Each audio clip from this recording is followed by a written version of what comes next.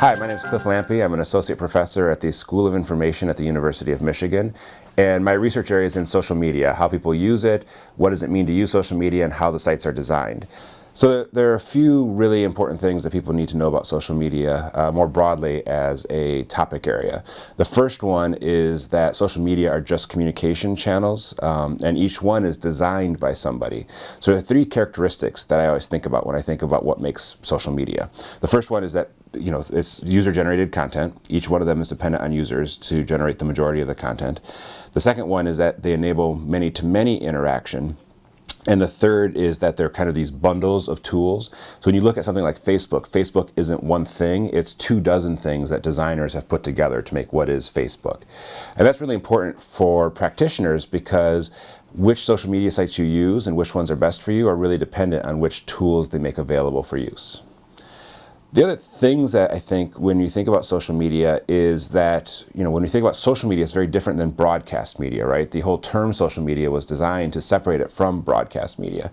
And that means that you have to not think of it as just broadcasting messages. It's fundamentally designed as an engagement platform. People really want to be heard, and everybody's a content producer when you're on social media. So it's not just that you have an audience, but that audience also has their own voice, and I think the smart organization makes sense of that voice and uses it as well.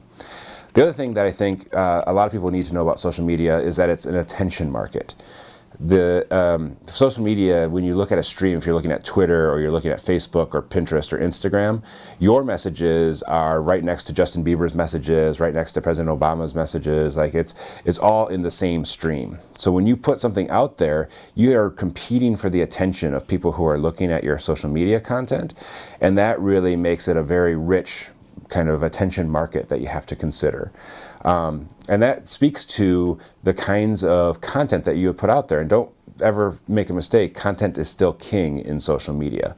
When we look at what social media is good for, the best examples we see, the most rich kind of success cases, are all about really great content. The media themselves are a blank slate, and it's the content we put in them that really matters. Social media is really heterogeneous in how people use it. When you look at a site like Facebook, there's no such thing as a Facebook user, right? There are 1,000 types of Facebook users, and all of those Facebook users are doing different things. And almost everybody thinks that Facebook or people are using Facebook like they use Facebook, but that's not true. There are people who just play games, there are people who just post news stories, there are people who just like other people's content.